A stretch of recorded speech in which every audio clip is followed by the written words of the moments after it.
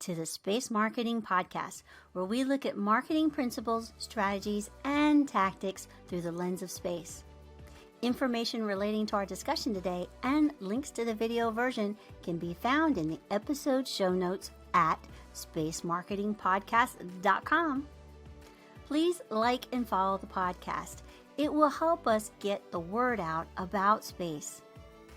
Hi, I am your host, Izzy House, and it is my pleasure to introduce you to the space industry through the lens of marketing. We are continuing our journey through the different space industries as we explore the different types of businesses that are involved and their marketing strategies. This is for informational use only, so please consult a professional for your specific situation. A few weeks ago, I led a panel of marketing experts at the Space Tourism Conference. I had the pleasure of listening to our next speaker, Keegan Kirkpatrick, in his panel about greening of the galaxy. Space is growing at warp speed. Many companies may want to enter the industry, but they just don't know where to begin. My next guest is the founder and CEO of RedWorks and a consulting partner for SpaceAdvisors. SpaceAdvisors is a consulting, advisory, and strategic forecasting firm that helps new startups as well as established entities best position themselves for the space industry. As both founder and consultant, he has been a proponent of reducing supply chains wherever possible, as that's the best path forward to sustainability.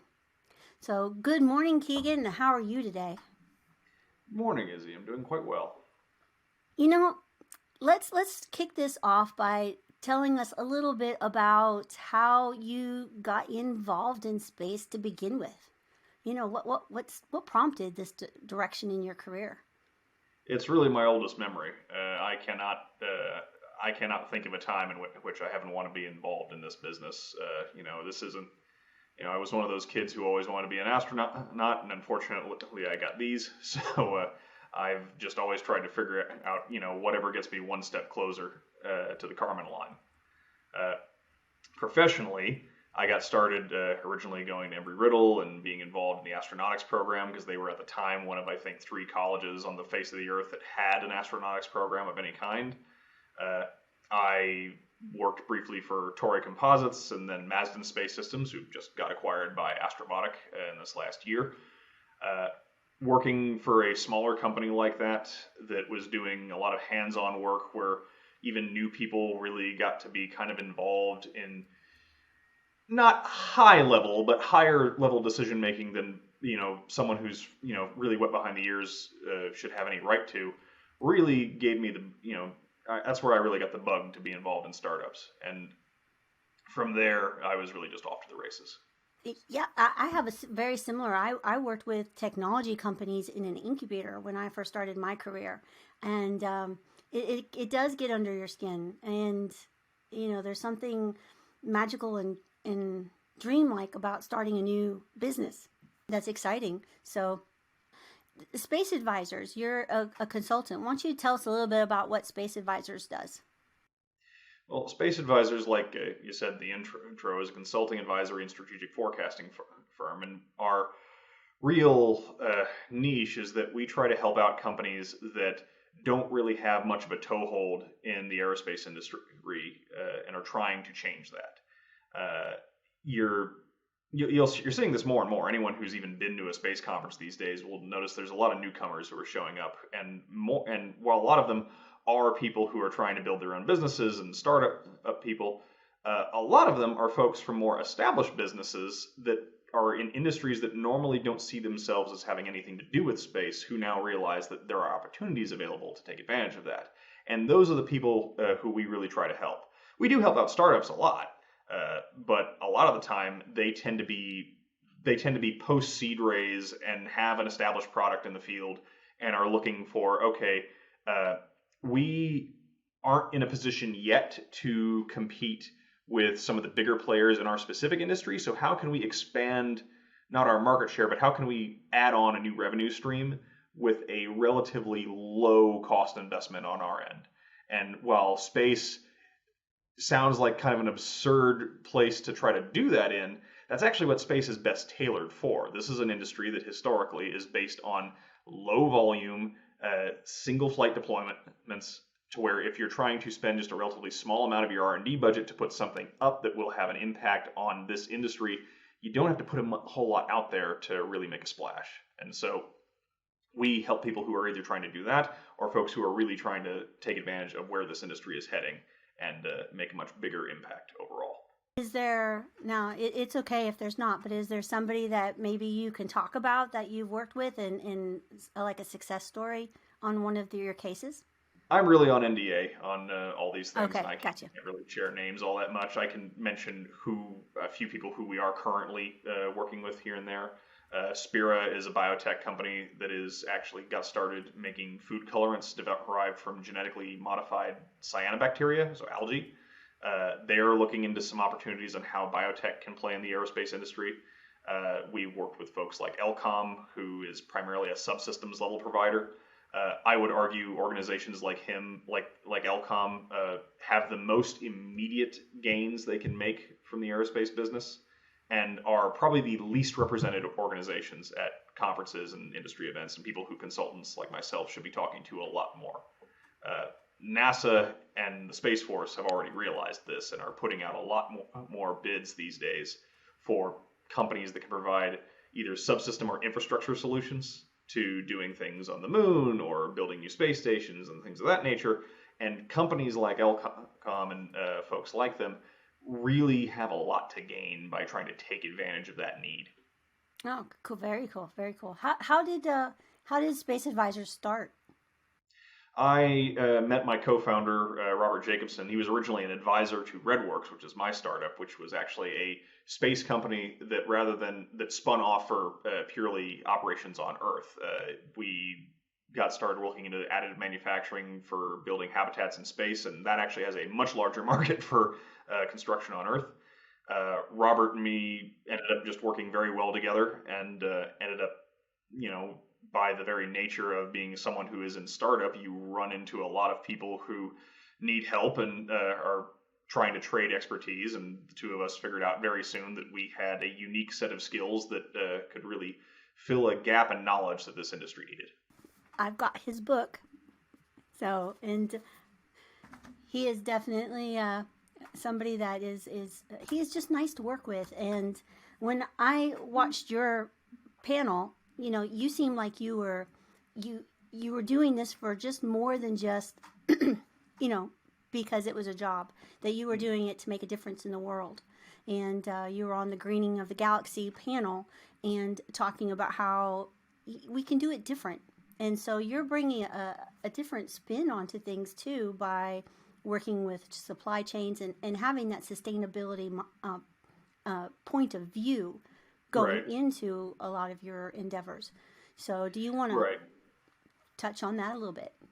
Well, like I said, actually at the Space Tourism Conference, for me, I do not see sustainability and space exploration as being in opposition to one another. I know that's a feeling among some people these days, but I maintain that it is not technologically possible to develop a piece of equipment that is doing something in space that does not in some way feed back on improving our ability to be more sustainable on Earth. It is by its nature the most sparse environment imaginable, and you have to be able to use every single thing you bring with you for as long as is mechanically possible. So anything you do out there is ultimately going to feed back on sustainability. And on supply chain, that is something that my company RedWorks is in particular focused on for the construction industry. But we have noticed that a lot of companies that are trying to take advantage of new opportunities that are being availed by being able to operate on the moon and some new asteroid opportunities that are opening up, and even some on-orbit research, has a lot of feedback back on terra firma, because the rules for being able to do anything in space are by their nature different. And I'm not just talking about the lack of gravity or atmosphere. If you're trying to say, I'll give you a concrete example, if you will. If you're trying to do anything with any kind of, we say mining, but in space what we really mean is materials processing. Space, asteroids, Mars is kind of a little bit of an exception, but asteroids and the moon, they don't have any type of rain cycle or any type of water cycle in place. So you don't build sediment layers, which means you don't really get veins of ore as we understand it, at least on the upper layers of a lot of these materials. And asteroids in particular are more like they're often compared to being like dirt clods, or so any type of mining you need to do out there would have to be done in such a way to where you have to essentially separate out the chemical elements you need down a series of different phases, really the way that we do rare earth mining on Earth. And rare earths are not that rare. They're just really difficult to extract. And when we talk about, oh, this country has a very big presence in rare earth mining, or they have really control of the market, what it means is they're willing to essentially take on the environmental and social cost that comes with building an extremely dirty mining process, and the actual monetary cost of trying to build that up. So when we talk about mining in space, any solutions to try to make getting something as simple as iron or gold out of an asteroid is something that's going to make it much, much easier and more sustainable to be able to get, say, rubidium or platinum out of the ground on Earth. So that's an immediate example. I can't say what company specifically is that solution, but I will just say that we have seen multiple plays come from people in biotech that are looking into that as a solution within that. And just a quick segue. I also do Space for Kentucky Roundtable, and this week we're going to the moon, and we're going to be talking about constructing and everything on the moon. So that is a very hot topic. Yes, coming right on the heels of Westinghouse just announcing their plans for nuclear power plants on the lunar surface as well. Oh, I did not hear that. That was tail end of this week. It was a blink and you miss it kind of announcement. Okay. And we're going to be seeing a lot more of that. Personally, I think the most exciting thing happening in space for energy right now has been Caltech's recent announcement of the successful first-time beaming of space-based solar power via a test article. I don't think we're going to be seeing that used for industrial scale applications on Earth for many years, probably on the order of a couple decades. But space-to-space power transfer, that's a different matter entirely. You don't have to worry about anything. The odds of hitting birds or planes is not something you have to really factor in. And you're not running into any atmospheric loss. It's really just making it easier to have, for what payload you need to deliver from one given point, if it doesn't have to worry about having extra battery plants or extra fuel cells on board. But the technology, like you said, it all comes back down to Earth eventually. Yes. Yeah. So that's just a fact of life. I mean, this is the industry that functionally gave the world solar energy in the first place. Hydrogen fuel cells wouldn't exist without this. I mean, if you want the ultimate example of something that we don't think of as a piece of green technology, but what it did for saving on travel costs for just the moving of capital from A to B, the microchip was originally birthed as, well, missile guidance, but was really given the kick in the pants in the space industry, and from there you get the internet, and from there you get in the modern financial sector, which is the original remote industry. Our daily lives are full of space, and there's just such a disconnect, which is one of the reasons why I do the marketing thing, is because I'm the bullhorn. Most of the companies that do these incredible things, they don't know anything about how to shout it from the rooftops, and that's marketing. And it's difficult because space is, we don't think of it this way, but it is essentially just an outgrowth of the computer industry from its origins. And it is fundamentally a data-driven sector. And it's kind of hard to get people really excited about that outside of the industry itself. Yes, and within the industry, we've dedicated our whole careers to being in space because it's awesome. So, and it's inspiring, and it's challenging. It's all the things that really are positive, and I think it needs to get more said about it. Hold on to your boosters. We will be right back with Keegan Kirkpatrick with SpaceAdvisors after a brief message from our sponsors. Please like and subscribe to the Space Marketing Podcast so you don't miss a thing.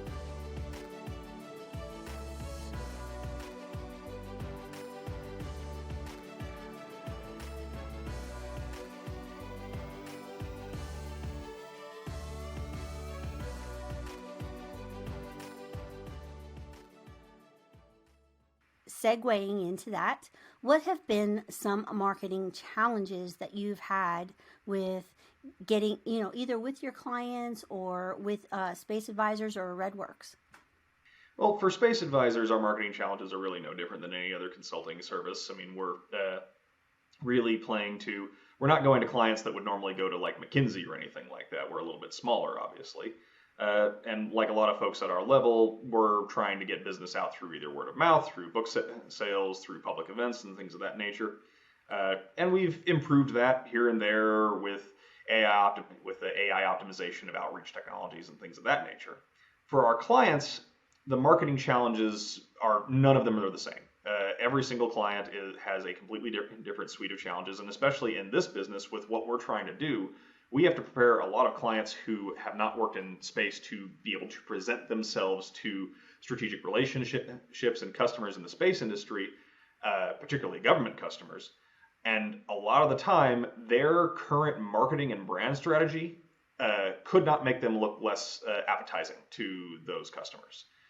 We've really had to most polite thing I can say is we've had to get a lot of people to throw out their current color palettes and adopt a lot more blue and white into their and it sometimes is something as simple as going through and just reworking their whole brand strategy, saying, okay, what you currently have is viable for this specific market segment, and what you have is important for the aerospace industry. But to do that, you either need to create a parent company or a subsidiary just to be able to be palatable to those folks. Because the Air Force is not going to want to work with someone or now the Space Force, who might look a little bit too much like their brand belongs at a mall kiosk instead. Right. And other folks are just more well positioned on that. Spirit is a great example. There was nothing we had to do to their marketing design.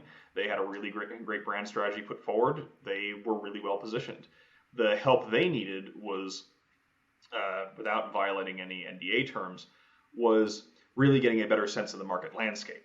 And if I'm being honest, fundamentally what we bring to the table is a sense of perspective on how this industry works that you don't really get unless you've been steeped in it for a long time. And so we're essentially onboarding that to people who haven't worked in this industry before and really giving them kind of a shortcut to get a sense of, okay, who do I need to be looking at? How do I position myself in the best way? How do I speak the language that is going to be well received by the folks in this business?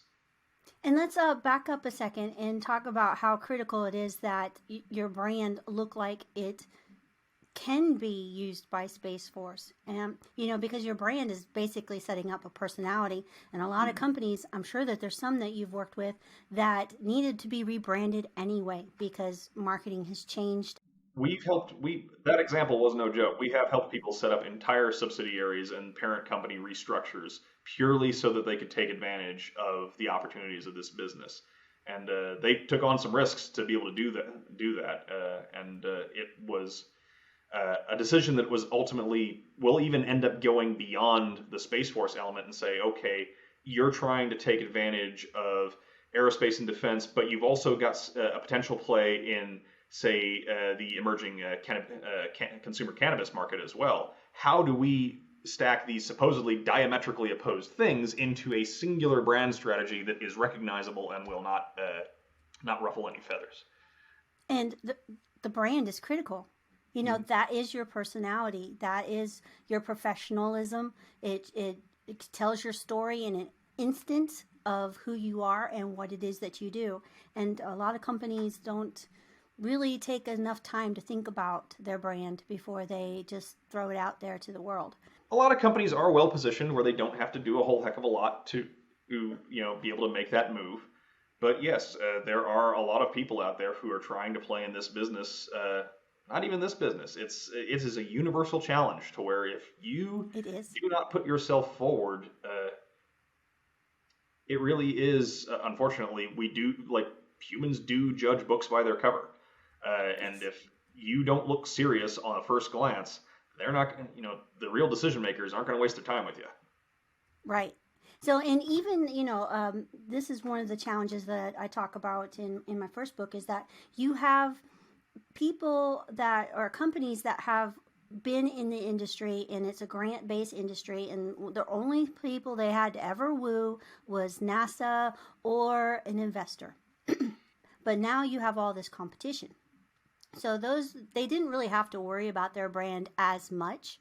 So now you have all this competition, and even to get taken seriously during a presentation to an investor, you have to have your brand on point.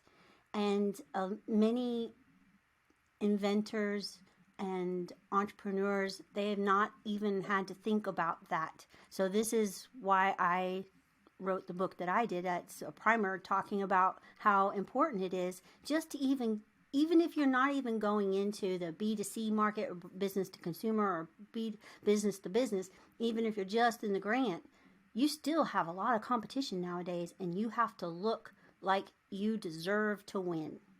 Yeah. So, and then it goes beyond that. I mean, this industry has changed so much in just the last 10 years. It'll give you whiplash. I remember one of my first conferences I went to was at the MIT Media Lab. They used to put on just one heck of a space show that I was a pretty decent regular at. And I remember, I won't say his name because I don't want to get it wrong. I'm not quite remembering it well. But I remember, I think it was Sean Casey actually, who at this early point in time was talking about how, if you're a startup in the space industry, you got to make sure you actually have a business plan and a cap table now. It's not like the old days anymore. And I was just like, my God, were we really that bad at that point? And now that problem is long gone. That is like the idea of anyone doing any version of that fly by your seat of your pants until you get a super angel on your side is completely out the window. And there has been a maturation in this industry that happened, and people barely paid any attention to it. It's something we now take completely for granted. Yes, absolutely, absolutely, and it's necessary. And competition breeds ingenuity.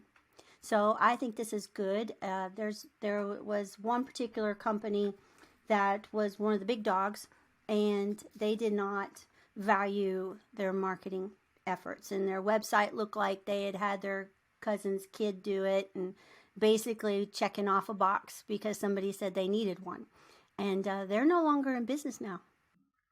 You'll still see a few folks like that who, a lot of times, they're companies who've been around a lot longer than they really should have, to where they often end up being run by like a handful of industry vets, and they've been around for like, these guys retired early and had a pile of money they made off of a couple of patents for machine tools for, whoever, one of the big, majors in this organization. And they've stuck around for like, they're in year 25 and they've raised and lost something like $15 million and haven't delivered a single product yet. But those people are decidedly the exception. On the flip side of all this, there are people who present themselves just a hair too well, but don't actually have a concrete plan on how to get from A to B.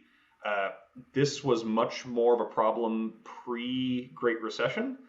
You'd see a lot of startups in the space business who were talking about basically standing up not only entire supply chains, but whole industries internally, and had like this giant tech tree that they were working off of. And they'd be brilliantly presented. You'd get really good marketing guys behind them. But they'd be a case of, okay, what is your first milestone on this to be able to have anything that gets you from this point to this? And I'll tell you a secret, RedWorks was one of those companies. And had it not been for Ellen Chang and Lightspeed Innovations, which I now believe is now called Syndicate 708, they really, and the folks over at AFRL that she brought in to really go through our plan, and then kicked us in the teeth on day one of our accelerator and told us, you've got to zero in on one element of all this that works best, and the one that works best for you is the additive manufacturing side of things for a supply chain impact on the terrestrial construction industry. In other words, make this one business better with this one piece of technology. So these are problems that tend to be a bit more atypical, but I still see companies all the time who have, like, they're presenting 4 steps ahead of where they will be hypothetically in 10 years. And then the one that you were talking about earlier, there, I think I know who they are, and they're all candy coating with an empty shell. Yeah. So you got to be careful of those. So you need the whole package, and Yeah. so in order to compete these days. Fun tip is keep an eye on those companies anyway, because they often end up being a case of where they end up being kind of labor farm companies. You get a lot of people with really interesting ideas who worked on one aspect of one element of that sector, and then you get like 5 companies off of them later on that are focusing on just one thing that has a far higher likelihood of success. So they're visionaries that just don't know what to do with it yet. Speaking of looking forward, where do you see the space industry in the next 10 to 20 years? Well, that's because I've been working for the last year or two actually on a white paper on this very subject, and specifically on the 10-year timeline. Now, 20 years out is a really difficult one to ballpark, but just because there are so many little in-between companies and spin-off services that come out from when there's a major transition in technology like what we're currently going through, that you cannot predict them. The best comparison I can make is, how could anyone have predicted that you'd get McDonald's 10 years after the Interstate Highway Act really got passed and created the modern car culture? Like, that's kind of the thing you have to just be aware of. But on a high level, 10 years out, and we're going through this right now, I see us really transitioning to a cislunar and on-orbit services focused space economy from the much more LEO, MEO, and GEO data-driven economy that currently exists. This is going to start with a really kind of data plus space economy, where rather than just the space economy being concerned with the gathering, transmission, and processing of information, you're going to have all the little companies in between to keep the satellites that are doing all that flying and more efficient. The on-orbit lunar economy that could happen via these new low-energy transfer orbits, we're already seeing the beginnings of right now. Hopefully we will get some successful flights this year. We've got something like 9 flights are either planned, funded, or have already launched in one form or another. iSpace was the first to attempt it this year. Unfortunately, they were unable to, achieve a soft landing. They got really close, though. And being able to achieve a low-energy transfer orbit, for those of you who are unfamiliar, a low-energy transfer orbit wasn't possible for about 30 years in the space business because they take about 100 days to get out to the moon. If you do them right, you can fly with a relatively small rocket and put a payload in lunar orbit for less energy than it takes to get in geostationary orbit. The reason you haven't been able to do that is because it was actually the labor costs that were the real problem. Because if you have a 100-day flight, typically you needed to have a mission control that was operating and maintaining the spacecraft for those 100 days, which would have been insanely expensive for a small company. But now there's been enough work done in improving software and new AI tools to where it's a little more fire and forget. You can send a spacecraft out and know that it's going to at least hit the orbit you want it to. And with low energy transfers, that's a big boon. And well, let's talk about what that is first, because I actually don't know what that is, and so I'm very curious. Really basic is that you essentially, instead of launching to try to catch up with the moon from Earth directly, you actually shoot out in a very high parabolic orbit that goes out past the moon, really towards the sun. The sun's gravity tugs on the spacecraft just enough to shift the orbit so that you time everything out right to where you will fall into orbit around the moon, and as a gravity assist trick without having to really use any fuel, you'll fall into a stable orbit around the moon. So it's a significant reduction in cost of being able to get there than a traditional what's called Hohmann transfer orbit. And makes it very cheap to be able to get out there. And we have barely scratched the surface of what the impact will be with lunar, at least in orbit around the moon, becoming cheaper than it is to get to geostationary orbit in the first place. But it is worth mentioning, before GEO was considered like the ultimate orbit for a lot of military and high-powered satellites, In 1958, the Air Force, well, what was then the Army Ballistic Missile Testing Range, and the Navy, I believe, both put out dueling papers calling for the creation of a moon base, primarily because it offered a fixed position that would be reliable and unobstructed by clouds or night to be able to monitor other spy satellites or do direct imaging of the surface of the Earth. And Okay. I think we're going to see, if not a return to that specific use case, taking advantage of new technologies and optics and guidance is going to make it to where doing operations on the surface of the Earth that used to only be done in GEO, on the surface of the moon that used to be only done in GEO, is going to have a pretty significant impact in this business. Yes, I see that. Yeah, I did not know about that. That is pretty interesting. So, Yes. so how long do you think it'll be before we do have a settlement on the Earth? On the moon. I mean, there's two different kinds. There's the machine settlement, but there's people settlement. So, Well, we've got something, like I said, there are around 9 flights going on this year that I think are attempted landings. I'm fairly certain not all of them will be will actually get to the moon in 2023. A few of them are going to launch late in the year and get in closer to 2024. Uh, I think the odds of us getting at least one landing this year are pretty high. I mean, just law of large numbers. The odds of all 9 failing is pretty low, especially with the improvements in a lot of these companies' technology over the last decades, and especially improvements in their relationships with NASA, the resources that agency has been giving to these companies. The odds are pretty high for at least a robotic landing to be successful. It's worth mentioning that most of these robotic landings aren't just landing one rover. They've got something like a half dozen to a dozen different organizations and payloads going all on the same thing. like the CLIPS program. Yeah. Yeah, it's all part of NASA's CLIPS program. I can't quite remember the acronym, but they're all really kind of built in sort of the same logic that created the modern nanosatellite boom, which is very small payloads all hitching a ride on the same craft. So I think this year is very, very high odds. If not this year, then definitely 2024. For a human mission, NASA is pretty committed to that existing timeline, which is calling for lunar base construction to start, I think, 2026, around the time of Artemis 3 or 4.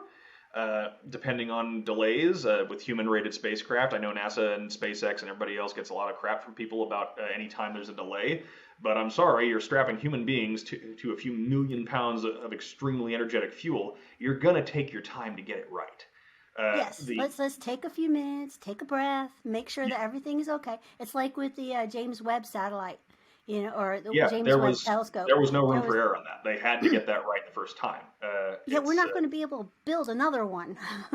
Yeah, not for a while. Although, worth mentioning that that NASA has already been talking about the successor to James Webb in the context of it being a regularly serviced space telescope, instead of something that just by the nature of what's available, just having to be stuck out there and unserviced for years, if not a decade, before a human-rated spacecraft can get out there.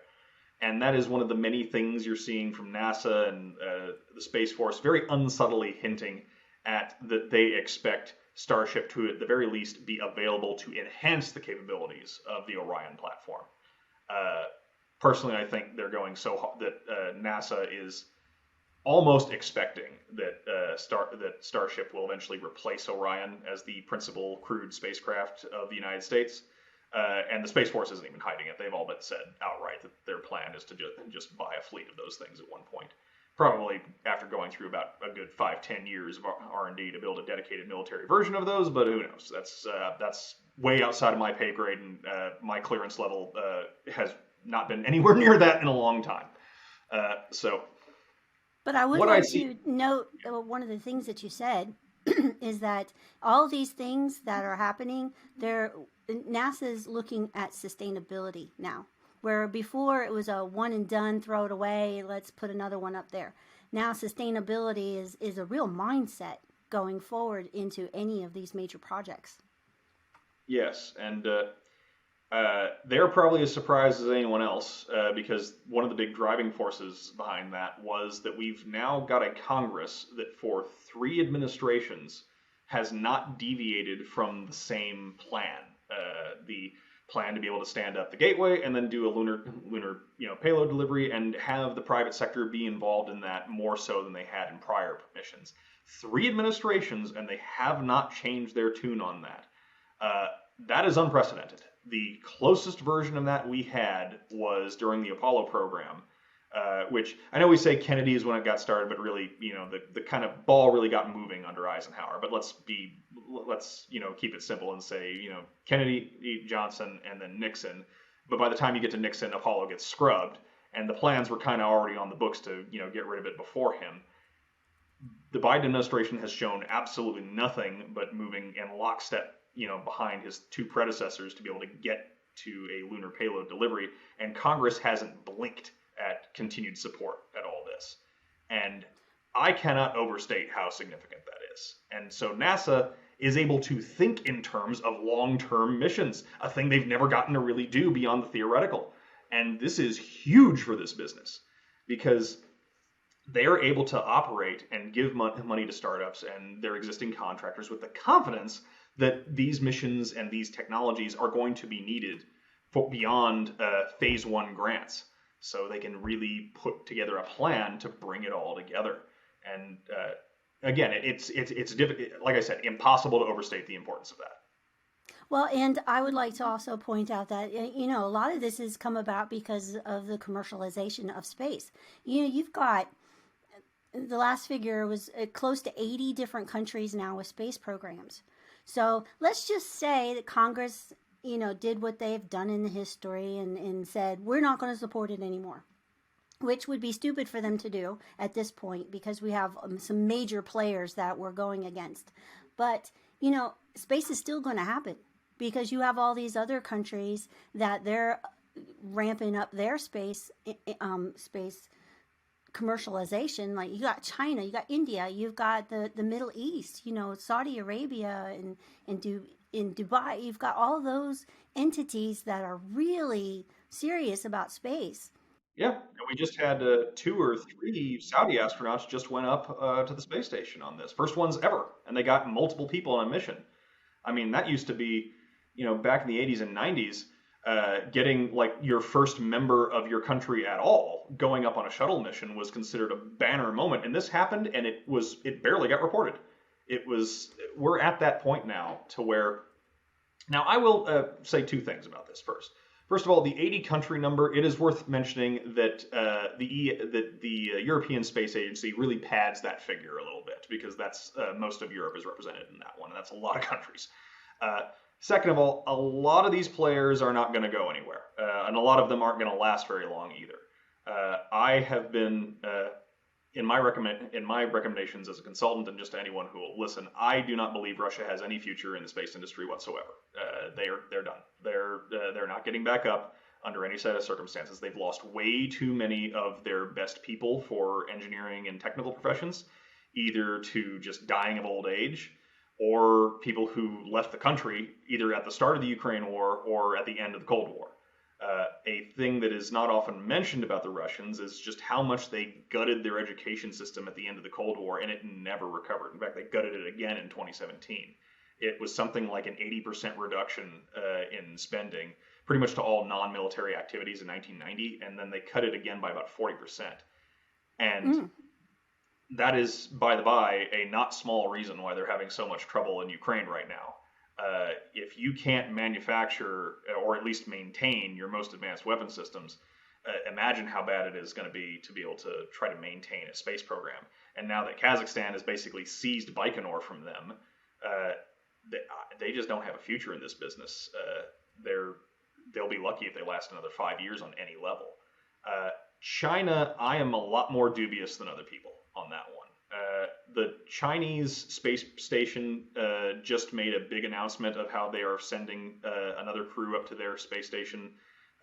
And the big deal behind it all was like, well, we're finally sending a scientist up to our space station in orbit. And I'm like, what was it doing for all prior missions up to this point? That sounds to me like it was a big national publicity project and not actually a genuine effort to develop and advance space technology, of which most of theirs is derived from old Soviet equipment in the first place. For me, the people to really watch are bigger companies in the US and kind of its alliance system, capital-rich countries, and smaller nations that have a very well-developed tech sector and a very mature capital sector that don't normally play in space as we think. Japan is kind of the exception to this. They're kind of the ideal. They're not a small country by any means. I mean, what is it, like 150 million people? But they're kind of the ideal demographic on that one, where they have a really, really impressive technological sector and a really strong capital base and connections to capital elsewhere. That's the important one. But other countries that I think that are worth watching that no one's really paying a lot of attention to, you mentioned one, which was Dubai. Dubai is absolutely worth watching. But South Korea, Israel, Singapore is a big one that people really should be keeping their eye on, especially because they're equatorially located, meaning they have really good launch sites they can take advantage of if they lease them from like Indonesia or do like coastal launch or do offshore launches. Indonesia itself, Australia, and New Zealand are all countries that I think are going to have a much bigger role to play in space.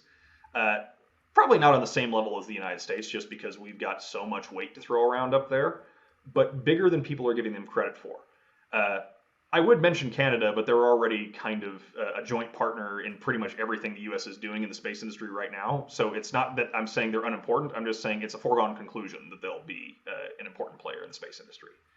But I don't think Russia has any future in space at all, and I don't think China's is going to last that long. They have some very serious internal problems as it is, now made infinitely worse by a lot of foreign investors pulling money out of the country, and the big one was the change to the U.S. import-export codes under Biden most recently. That one is going to hurt them bad, and that's a much longer conversation, so I've talked too long as it is. I'll shelve that for now. Okay, well, you got me a lot to think about as well. So a little bit more of research that I'm going to delve into is in just a I never saw Russia as in that light before. So now when we go forward and back to the question is, when do you see maybe a human settlement? Well, like I said, I think that NASA's plan for the Artemis Base Camp sometime in the mid to late 2020s is very reasonable. I don't think that's going to be a problem at all.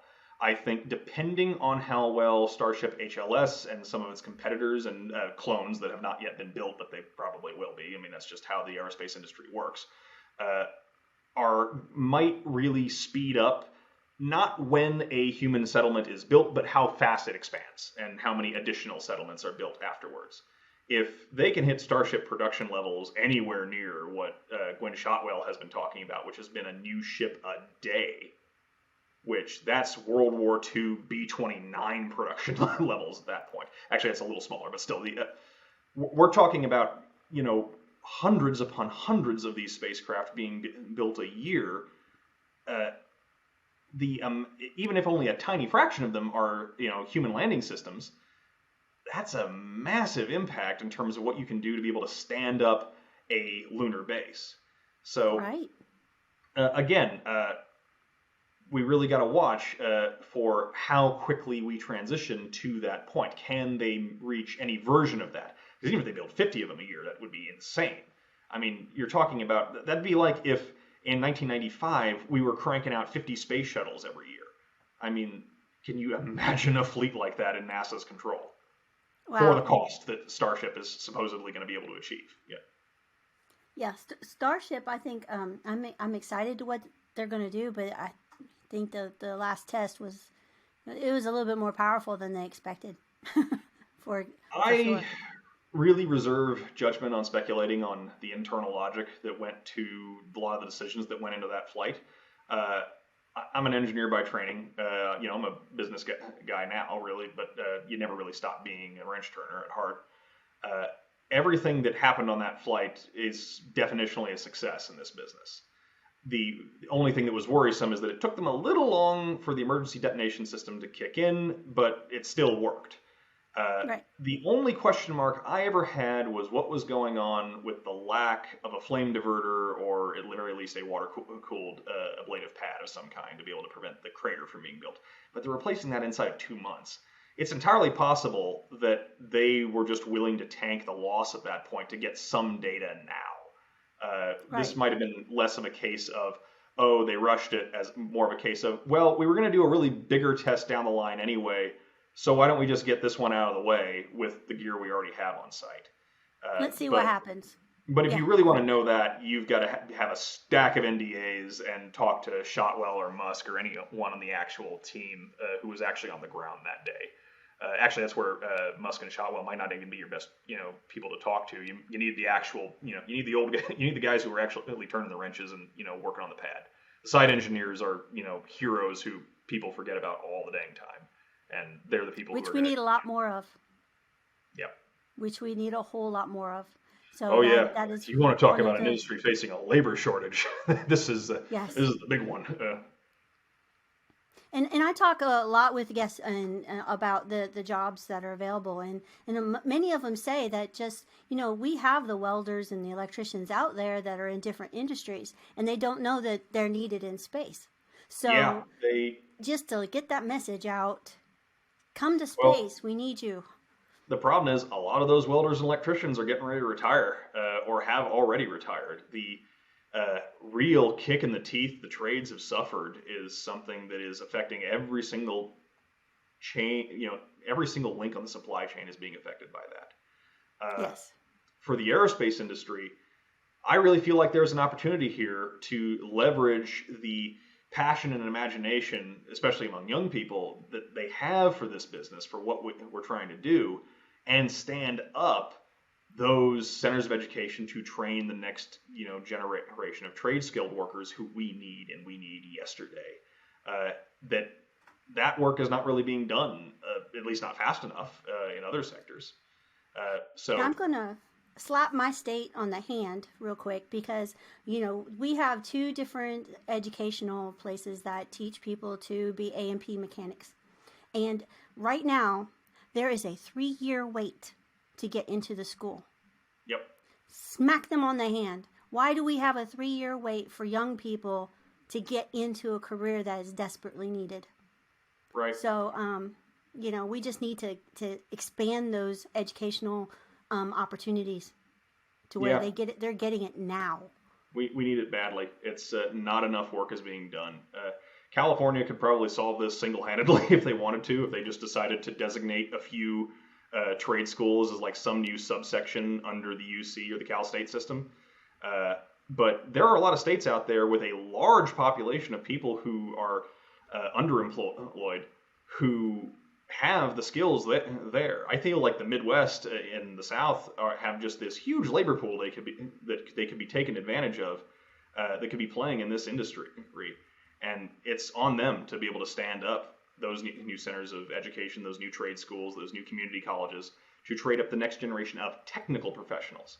And this industry as well, on a marketing front, needs to be better about explaining to people that we don't just need people with 4 and 6 and 8-year degrees under their belt. Those people are important. I'm one of those people. But I'll tell you right now, what got me my first job in this business at Mazdon was that prior to setting foot in college, I already had 5 years shop experience working, and I was being generous on that one, either working in high school or at my dad's wood shop, or just little projects here and there. And when I was out of college, I had another 4 or 5 on top of that. And the amount of people who are graduating who hadn't gotten their hands dirty once is insane. I'll never forget one of my for my senior design project, we needed a guy to be able to solder up all our electrical. And one of the professors who we really would have preferred to have been the guy to do that was not there that day. And I technically had the most soldering experience. I am a terrible electrician. I should not be let within 100 miles of anything that goes zap zap. But they had me do it because I was the least worst. That's how bad the situation in this industry is. We need people to be able to, please replace me. I'm not good at that stuff. Don't have me do it. We need people who are better at this. And there are people all over this country working jobs who probably don't even realize they have what is considered an acceptable skill level to be able to work in the aerospace business. Go to any BMW dealership or local town that has local water and power or city light services. The 25-year-old kid who's making the jump to a different career, or the 19-year-old kid fresh out of high school who was told by hey, you were doing a little bit of electrical and shop work in high school, right? Cool. We're gonna have you you'll be an apprentice on paper, but we need the labor so bad we're gonna have you skip to the front of the line. Anybody who's done those jobs for more than a couple of years is going to be good enough to work most of the responsibilities in at least as an electrician in the aerospace industry.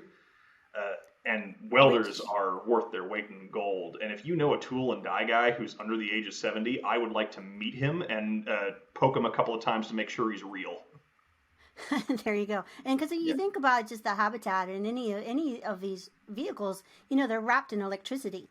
The satellites need electricity. I mean, electricity is huge. So it's not just the behind the computer people, which are important.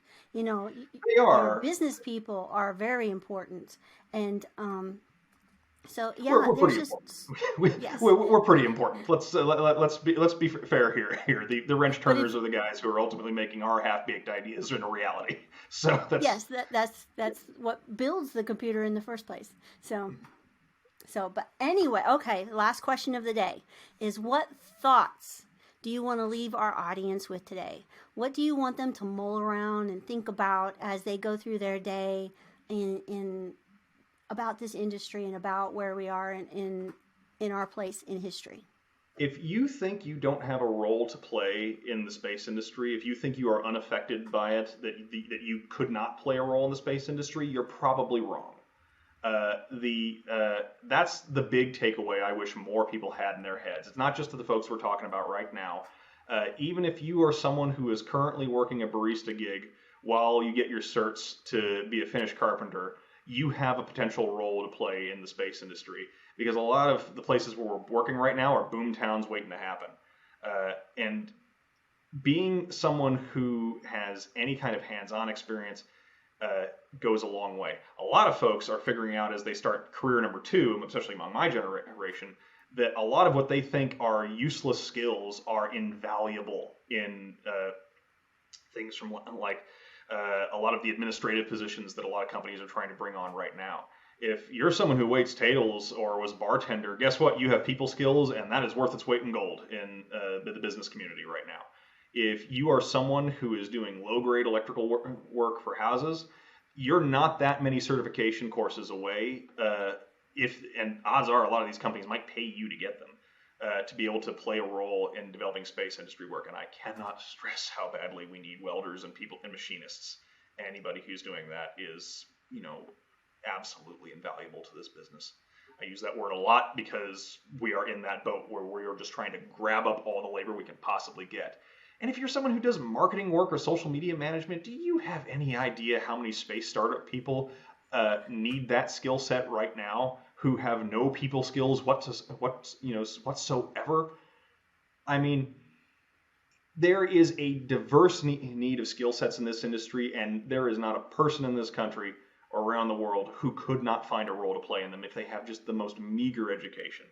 So don't sell yourself short on any level. We are in a labor shortage in this business, and we will take anybody, especially with the new industries that are now coming online, the new verticals that are about to come up. This is no longer a business just for coders and aerospace engineers. It's turning it into an industry for everybody. Well, and I will say that it's for those engineers and for those particular inventors that I wrote that first book. It's basically, what is marketing and how do you use it, and then how do you hire for it? So it's kind of like a primer for those particular type of people. Because I saw that in the beginning of my career with the environmental technology incubator I worked in. And there were so many world-changing technologies that were being developed there that they died there. Because, you can't change the world if nobody knows you exist. So exactly. Marketing is what makes you exist. So that's why I wrote that very first book, is to teach them what is this thing called marketing? It's not just some sales thing to try to force somebody to buy something they don't want. It's not that at all. And marketing is how you get an idea out to the people that can make lives better. So exactly. It's so much more. So that's, and hence this podcast. So awesome. Well, how can people connect with you in order to do business with you? You can reach out to me or my partner Robert Jacobson at SpaceAdvisors.com. If you ever find yourself at an aerospace engineering event, you'll probably trip over one of us. And if you're interested in what we're doing at RedWorks, you can find us at redworkscti.com as well. And we'll put those in the show notes. And you are also on LinkedIn, which, that's where a lot of the space resides, is LinkedIn when you talk about social media. Thank you so much for spending your afternoon with me and sharing your story. And I look forward to seeing more of what you do. Well, thank you, Izzy. It's been a pleasure. A special thanks to Keegan Kirkpatrick with SpaceAdvisors for sharing his journey to space. Be sure to check out his links listed in today's show notes. Please like and subscribe to the Space Marketing Podcast and help us get the word out about this incredible industry of space. I hope that you have found this podcast useful for your journey as you reach for the stars.